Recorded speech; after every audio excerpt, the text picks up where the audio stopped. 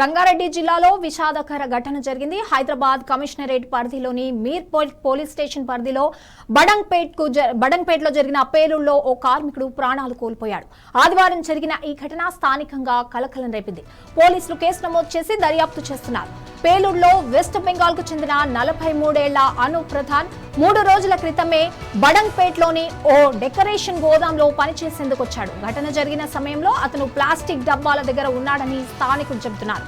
ఉన్నట్టుండి గుర్తు తెలియని రసాయక పదార్థం ఒక్కసారిగా పేలిపోయింది.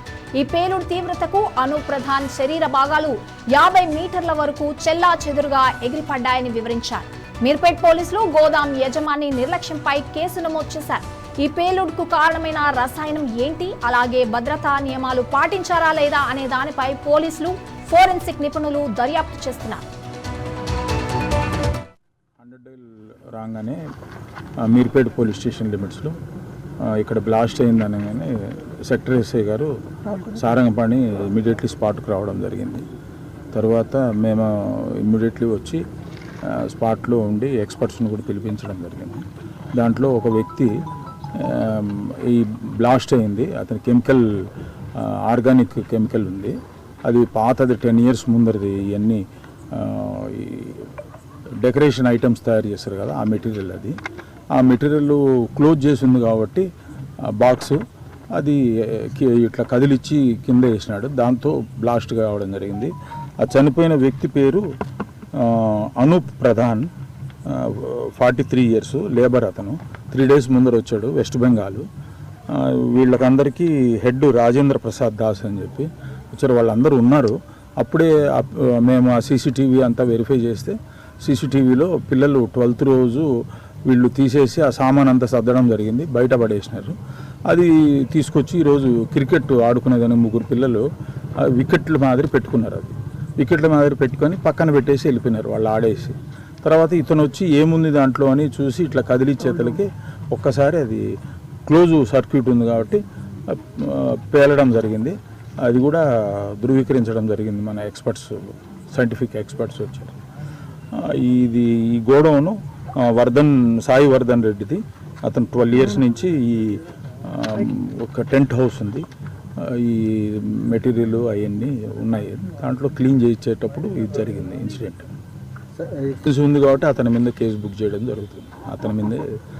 అతన్నే రెస్పాన్స్ చేయడం జరుగుతుంది. మనము ఇథైల్ కీటోన్ అని చెప్పి ఐటమ్స్ ఉంటాయి. ఇథైల్ కీటోన్, పెట్రాక్సైడ్, అవి 3 items కలిపి అవి ఒక డిజైన్స్ మాదిరి తయారు చేస్తుంటారు. అంతకు ముందర 10 years ముందర బిజినెస్ చేసేవాడు ఇతను. అవి తీసుకొచ్చి ఇక్కడ పెట్టాడు. అతని నెగ్లిజెన్స్. ఈ ఘటనకు సంబంధించి మరింత సమాచారం మా ప్రతినిధి రమేష్ అందిస్తారు. రమేష్, ఈ ఘటనలో ప్రాథమికంగా ఎలాంటి విషయాలు బయటకు చెప్పారు పోలీసులు? ఇంకా ఏ విచారిస్తున్నారు, ఏ కోణాల్లో విచారిస్తున్నారు? యజమానిని ఇంకా అరెస్ట్ చేశారా? ఆయనను కూడా ఏమైనా క్వశ్చన్స్ వేస్తున్నారా ఆయన్ని కూడా? మీర్పేట్ పోలీస్ స్టేషన్ పరిధిలో ఈ బడంగ్పేటలో ఆదివారం రాత్రిపూట పేలుడు సంభవించింది. మాధవి, ఈ పేలుడులో కలకత్తాకు చెందినటువంటి 43 ఏళ్ల అనూప్ అక్కడికక్కడ మృతి చెందడం జరిగింది. పేలుడు తీవ్రత చాలా ఎక్కువ స్థాయిలో ఉన్న పరిస్థితులలో అనూప్ శరీర భాగాలు అయితే చెల్లా చెదురుగా ఎగిరిపడ్డట్లు కూడా స్థానికులు చెప్పారు.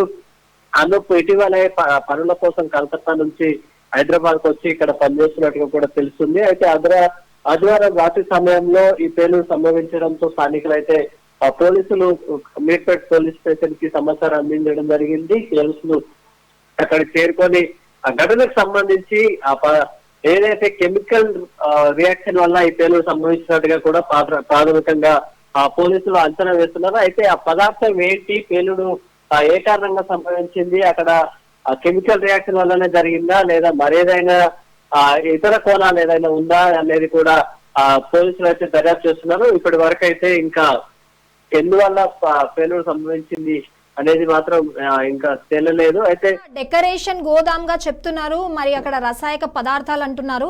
దీని గురించి పోలీసులు ఇన్వెస్టిగేషన్ చేస్తున్నారా?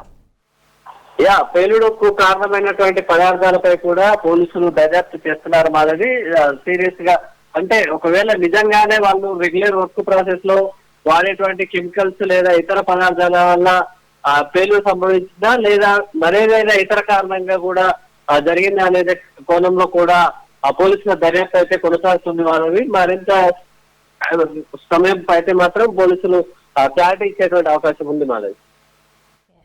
Right Ramesh, thank you.